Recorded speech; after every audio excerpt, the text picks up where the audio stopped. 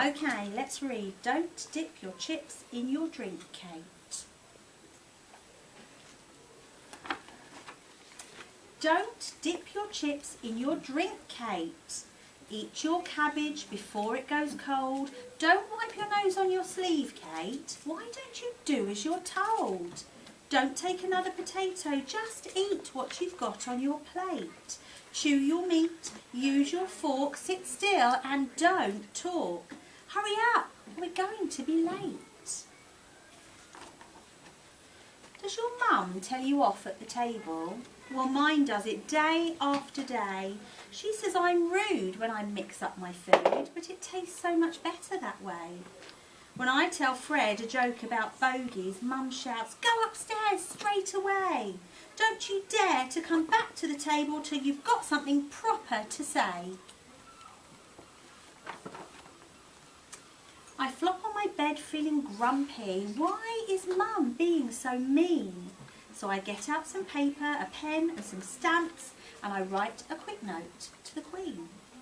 Your Majesty, could you advise me about eating and being polite? My mum says I'll never get on in this life if I can't get my manners just right.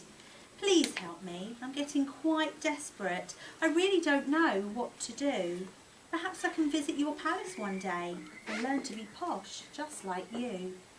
Kate. A footman arrives the next morning with the fanciest letter I've seen, addressed to Miss Kate P. Green. It has come to our royal attention that you'd like to have tea with the Queen. Her Majesty would be delighted. She loves having children to tea. Dress up smart, don't be late, wait by your front gate next Thursday at 3:15. The Queen. You can't possibly go, says my mother. You'd give Her Royal Highness a fright. But Fred says, it's fine, we've got plenty of time. Learn those rules and you should be all right. The rules. No slurping, no slouching, no grabbing, no burping. Don't talk with your mouth full of food. Don't argue, don't shout, don't throw things about.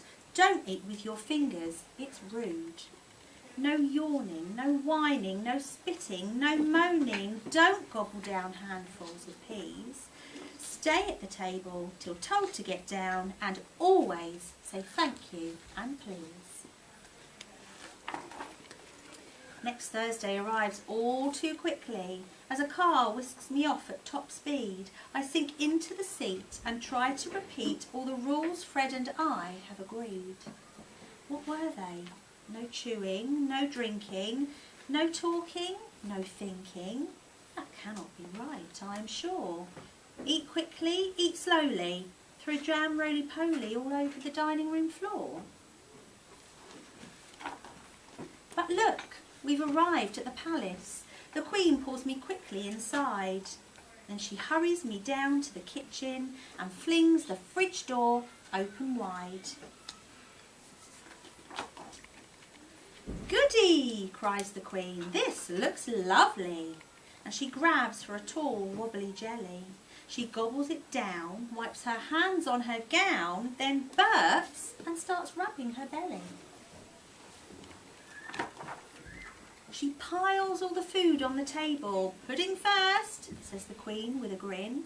Why don't you start with that big treacle tart? Come on now, stuff it all in.